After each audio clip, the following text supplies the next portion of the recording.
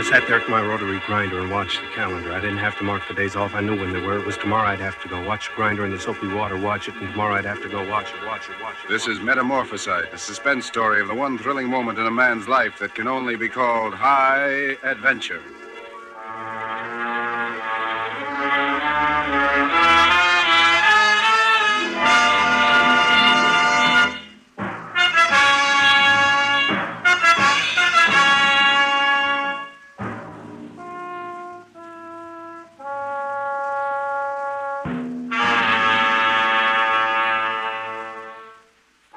This is High Adventure, the telling of strange stories of strong men living the greatest and most exciting moment of a lifetime, their moment of high adventure. And on the agenda at the meeting is a story called Metamorphisite, the author and director, Robert Monroe. And to tell it, here's the man who lived it, Van Marola. Van? I guess everybody in the world has a problem. Maybe a lot of people have had the same kind I have. I don't know, because I never had the chance to find out. I had a pretty sheltered life when I grew up. My parents always saw that I got everything I wanted. But they died soon after I married Jody, and I had to go out and make a living. I was never used to working with people too much, so when I got the job with Rustler and Martin's, it was pretty hard. It wasn't much, just handling a rotary surface grinder to polish the sides of knife blades. I don't know how long it was I'd been working there, maybe 5 or 6 years, when this problem started. We'd been invited out on a very special dinner engagement, and I was having trouble finding the place. You'd think he'd at least have told you the right address. I got it right now, Jody. It was 323 instead of 232. Are you sure? The drugstore had a new phone book, so it must be right. Well, I wouldn't invite anybody to dinner and make them have to stop and look up the address.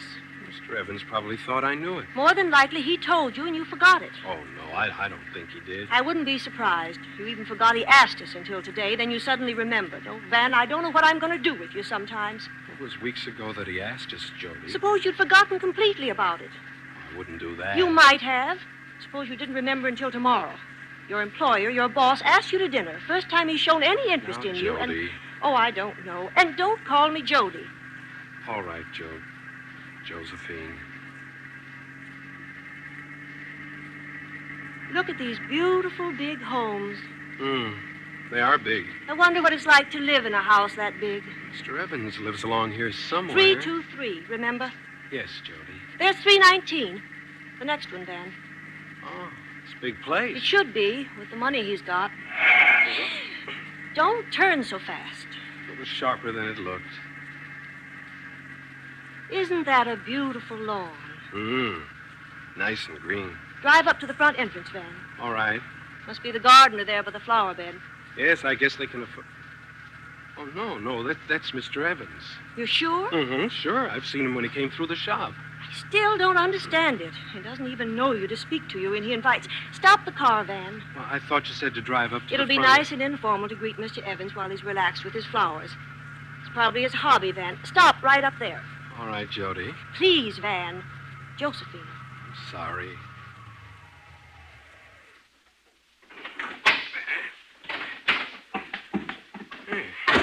He's not very courteous. He's not even bothering to come meet us. Well, maybe he wants us to go to the house. No.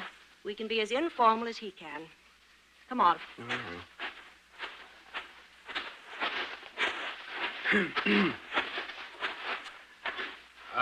Yes? Hello, Mr. Evans. How do you do? We're a little late because I didn't get the house number right. Late? Of course, not much, but I thought I'd better tell you why. I'm afraid I don't follow you. Well, it's not important, I guess, because Jody says it's stylish to be a little late, but I thought I'm that Mrs. Marola, Mr. Evans. I don't trust Van to getting around to formal introductions. Mrs. Marola? I think you have a very lovely bed of perennials. Don't you think so, Van? Oh, yes. It must be your hobby. I like to put her around. I understand. I do, too. I think it was so nice of you to invite Van and myself. Invite you? I don't believe Van even thought you remembered him. Oh, one moment, please. But then when he said you'd asked us for dinner, well, frankly, I was as surprised as he was. There must be some mistake here. Mistake? There must be. Van said you were Mr. Evans. I am. Now, Jody. The Mr. Evans who owns Russell & Marden's Hardware? Yes? Then there's no mistake. I'm sorry, but there is. I don't believe we've met before. Of course, you haven't met me, but you know my husband, Van. Do I? Why, yes, Mr. Evans. I work in the grinding room at the plant. Oh, I see. Oh, yes, your face is somewhat familiar. This is the night you asked us for dinner. I asked you to dinner? That's right. You remember? I'm sorry, but I don't. What? Van. I don't recall inviting you to dinner. As a matter of fact, I don't even know your name.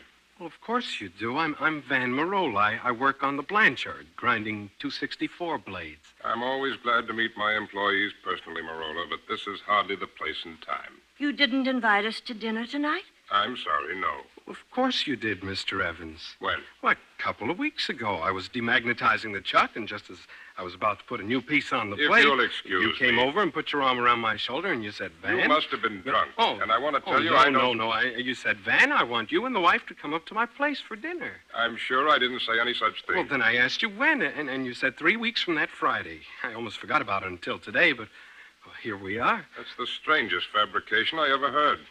What are you after, Marola? I'm not after anything. We just came to dinner like you asked us to. I didn't ask you to dinner. You didn't? No, I didn't. You must have been dreaming. Dreaming. Now, will you kindly leave my premises, or shall I call someone to show you off? Dreaming. Come on, Van.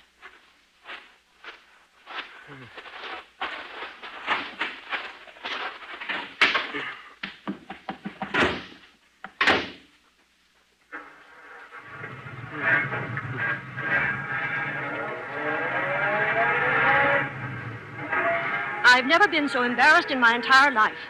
Van, how could you do it? I don't know. To make up such a wild lie as that. I don't blame Mr. Evans, whatever he thinks of us. Didn't you know that you'd be found out?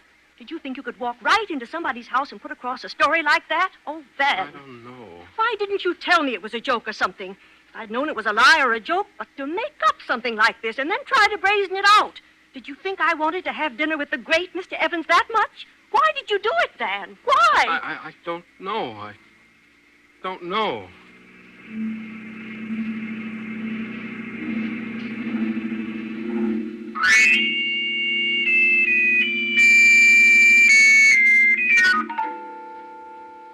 Dreaming. I couldn't tell my own wife, Jody. I couldn't tell Mr. Evans how right he'd been. The moment he'd said it, I knew it had been a dream. I dreamed that he's asked us to dinner, and as the weeks passed, I turned the dream into reality. I hadn't lied. I was sure it had actually happened. I was sure of it. But it had only been a dream. We drove home, ate without saying a word, and I lay down on the couch in the front room. Jody was somewhere in the kitchen washing the dishes. She was unhappy, and I was the cause of it. I wouldn't let it happen again. I wouldn't let it happen again. Van? Van, are you asleep? What? Oh, no, dear, I'm awake. I'll have dinner ready in a few minutes. Jody, Yes? come here. What do you want, honey? I quit my job today. Good. Old man Evans wanted me to stay, but I quit. Serves him right.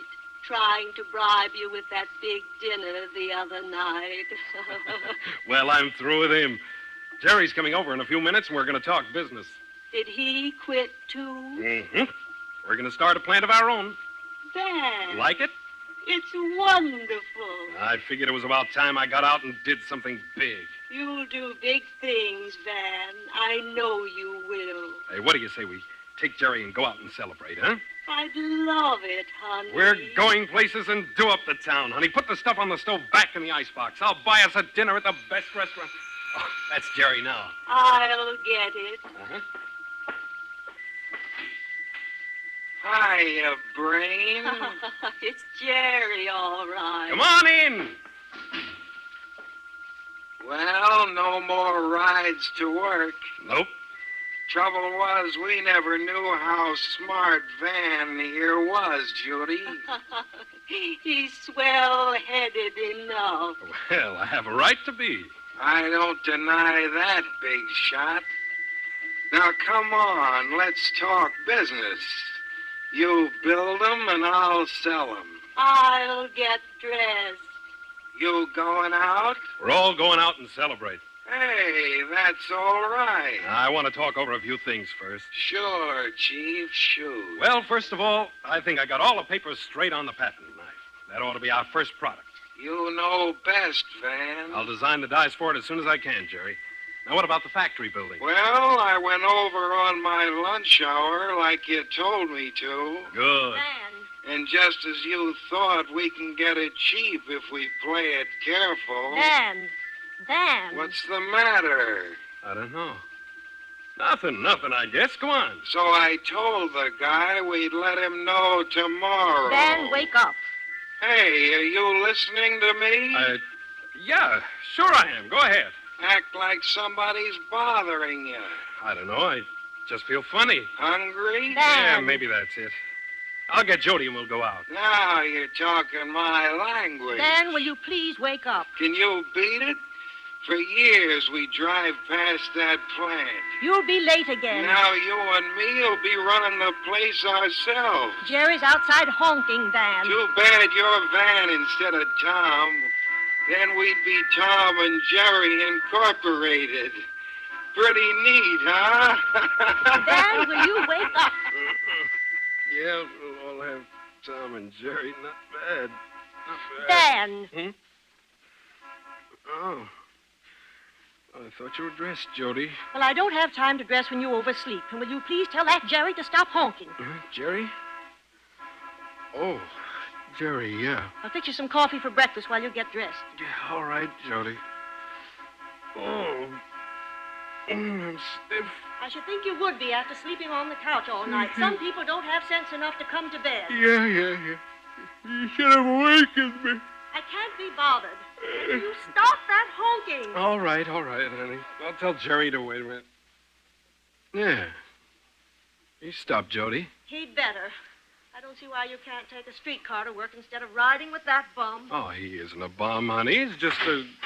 Hey, are you coming or not? I'll be ready in a minute, Jerry. Well, I don't want to be late again just because of you. Don't you believe in knocking before you enter a house? Not when I'm in a hurry. Some men. I feel sorry for some of them myself. What was that? How about it, Van? You coming? Yeah, I'm ready. I haven't the coffee made, so you'll have to do without it. Oh, that's all right, honey. What'd you do? Sleep in your clothes all night? I guess they're just rumpled. Well, come on. Van, Yes, Jody. I think you better go in and apologize to Mr. Evans. I can't just walk in and see him. You tried to walk in and eat with him last night, so you can walk in and apologize this morning. Tell him it was a joke. Tell him anything. All right, I will. Are you coming? Yes, sure, Jerry.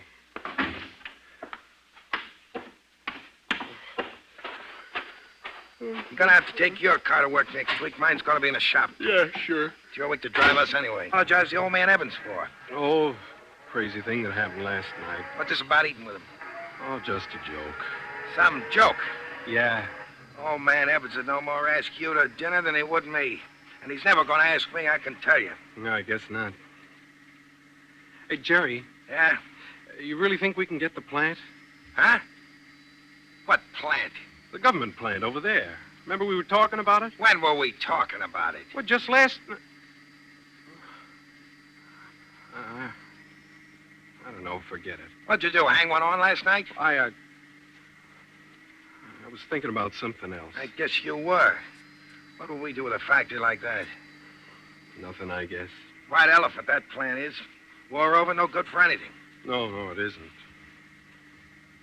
Now, look, Van, you got to be more like me if you're going to get along. Yeah, I A know. million times I told you. You got to tell people off or they walk all over you. You got to be boss. Yeah, Jody's a swell woman and all that, but you got to be boss. she's my wife, Now, Jerry. you do what I tell you, you'll be happy. I'm happy.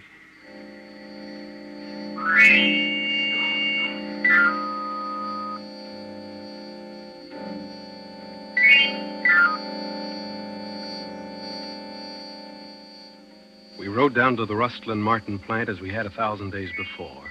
And Jerry said the same things he'd said 1,000 times before. Jerry meant well, but it was strange he didn't remember about the plant. I could see he didn't remember. That's why there wasn't any use in talking to him.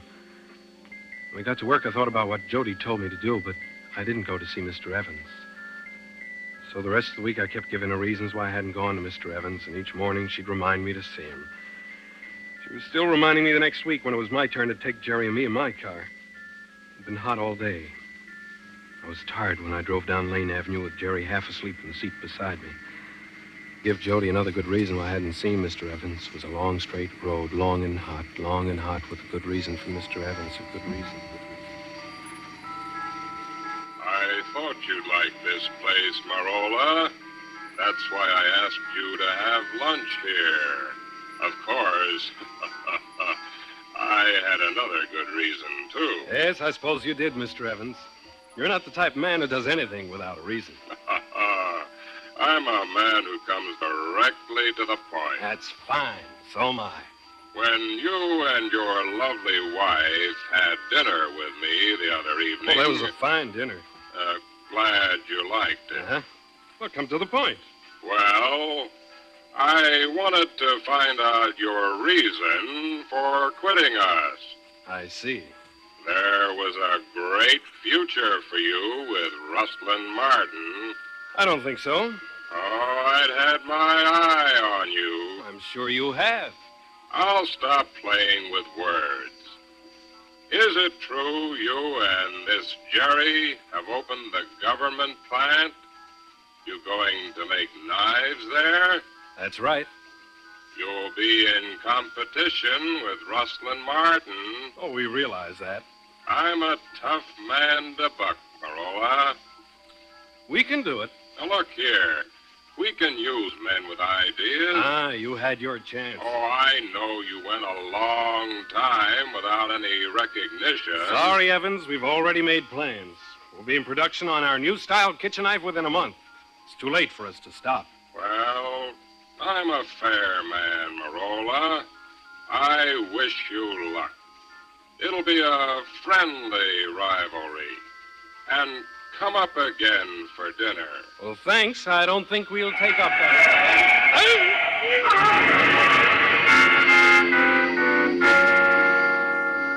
Hey, what have we hit? Are you all right, Van? It's good knife. It'll outsell. Hey, all Van! Van! You okay? Huh? Oh. Are you hurt? Oh. No, I'm not hurt. Car's over on its side. Gotta get out. She might burn. What happened? You ask me. Let's get out.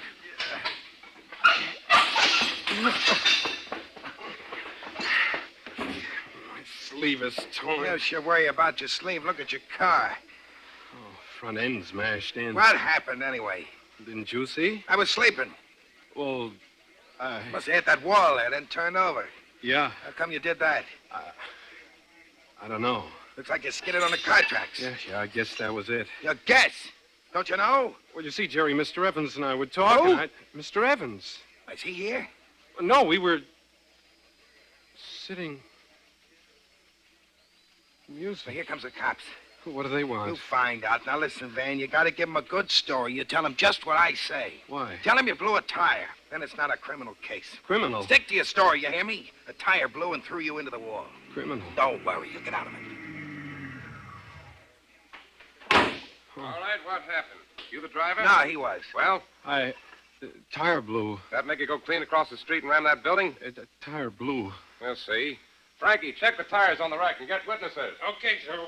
Hey, Now, you sure you want to stick to the tire story? Sure and long, and all of a sudden there was a big boom like a gunshot. That's what I thought it was.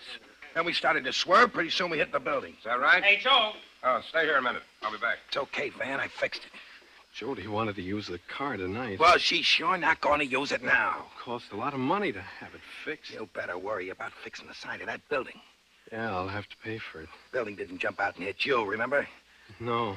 Well, you sure you want to stick to that tire story? Well, yeah. Okay. You better come with me. What for? Get booked. Jail. What'd he do? Jail. The tires on your jalopy show no blowout, and Frankie says you must have been doing 50 to knock a hole in the building like you did. This is a 30-mile zone. Now, wait a Oh, minute. Now, if you're his friend, you better see what you can do about getting bond for him. Put me in jail. You don't smell it, but witnesses say it looked like a clear case of drunken driving. We're having none of that in this town. Drunk. He's not drunk. Maybe not. We'll find out soon enough down at the station. Come on, you. No. Now, don't worry, Van. I'll get Jody. We'll get you out quick. Now, don't worry none. I can't go. Sure you can. Just like this. Come on.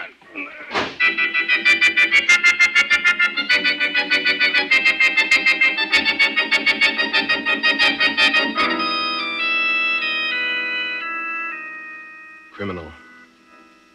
Jail. It was late night before they came, Jerry and Jody. They had the guard unlock the door and let me out. Good old Jerry. And she was mad.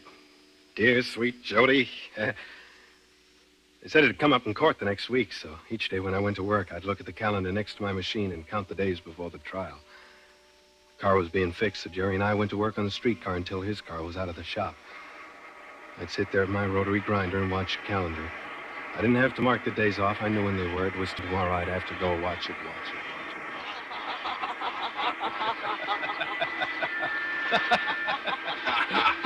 Well, it's my own plant, and I can do what I want in it. Mr. Marola here. First bet his shirt, then his suit, and he lost. I wish I could have seen you in front of all those men in just a pair of shorts, darling. Well, we had a lot of fun. The boys love you for it. They're fine fellas. It's sure a busy place, isn't it? Honey, the way Jerry's selling, we have to keep busy. And just a short time ago, nobody wanted the place. We'll have old man Evans out of business before long. You wait and see. Oh, I don't want to do the old boy any harm. Van, you're too nice. Oh, Van can be tough when he has to be, Mrs. Marola. Well, I'm married to a caveman. You ought to know. Am I a caveman? Show me. Oh. Hey, not in the shop. You want to disrupt plant morale? She's my wife, isn't she? I'd better be. Come here. Van, Hello, honey. I'm proud of you, dear. You're my husband, my sweetheart, my...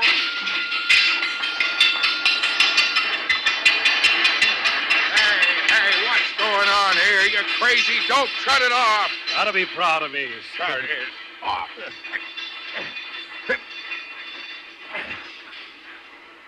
What's the matter, Marola? You fall asleep? Oh, don't mind us, What? Fred. You dumb GB, look what you've done.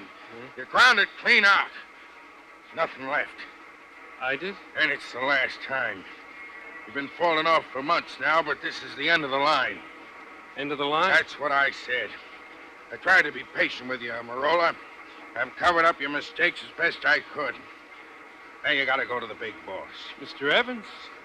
Well, what for? He's got a rule. Don't fire anybody. Let him do the firing. Firing. I'm sorry, but that's how it's gotta be. Can't let my shop efficiency fall down because of one man. You're firing me. I'm not firing you. The big boss does that. He wants to be sure every case is justified.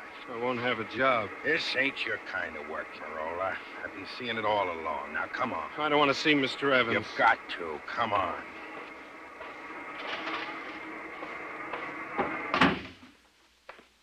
Fired. There he is over there, I think. Come on. Criminal.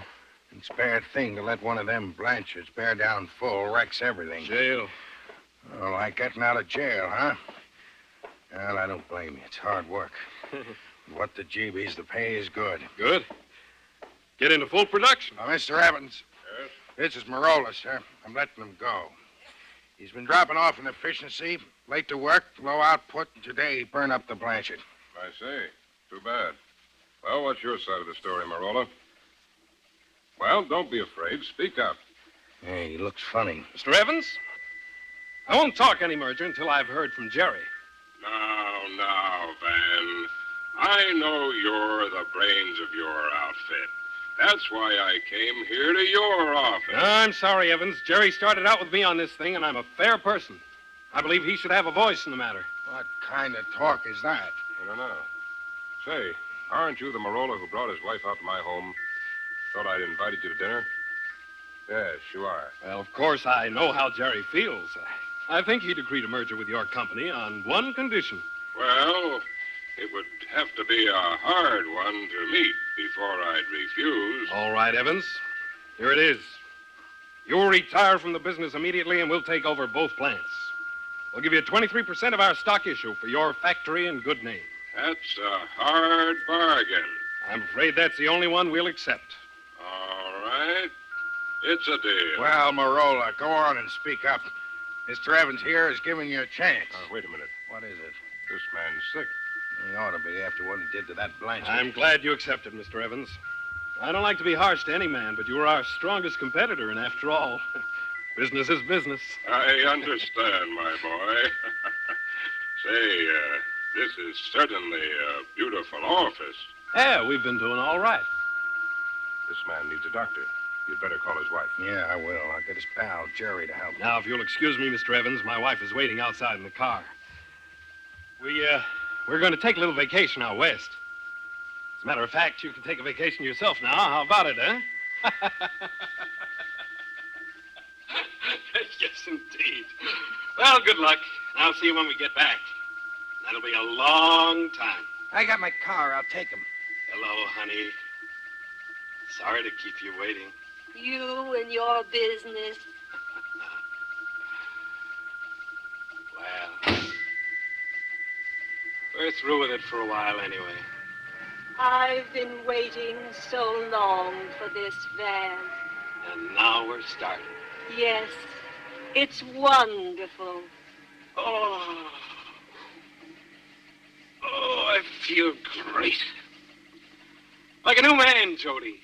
With Jerry staying to take care of the plant, why, everything will be fine. We'll just drive and drive until we hit the sunset. Oh, it's good to be alive.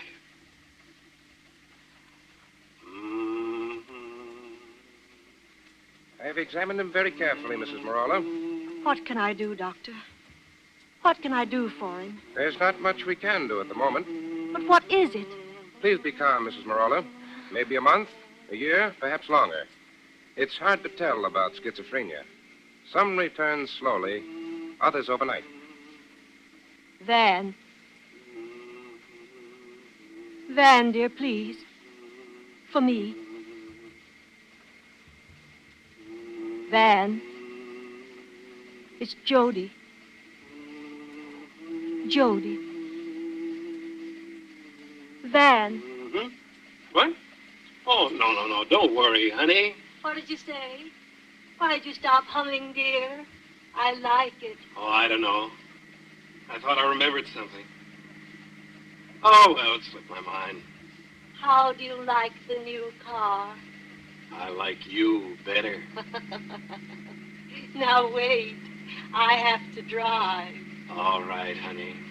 It's a wonderful day. Oh, yeah.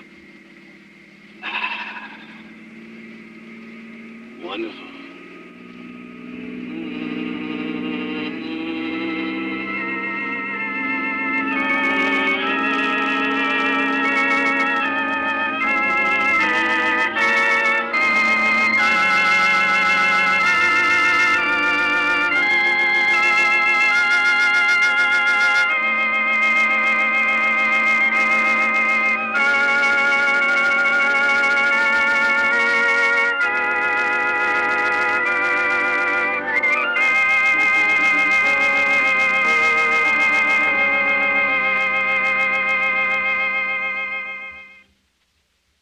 The title, Metamorphisite, a story of the one thrilling moment in a man's life that can only be called high adventure. And heard in Metamorphisite as Van was Ross Martin with Abby Lewis, Mort Lawrence, and Phil Sterling. Musical effects were by John Winters. So until we meet again, look around you wherever you are. Watch it, but don't live it. This thing we call high adventure.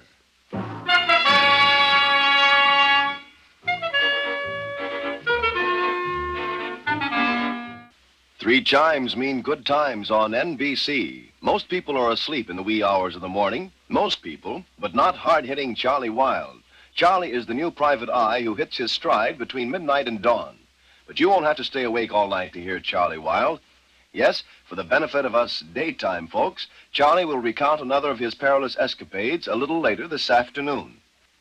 This is NBC, the National Broadcasting Company.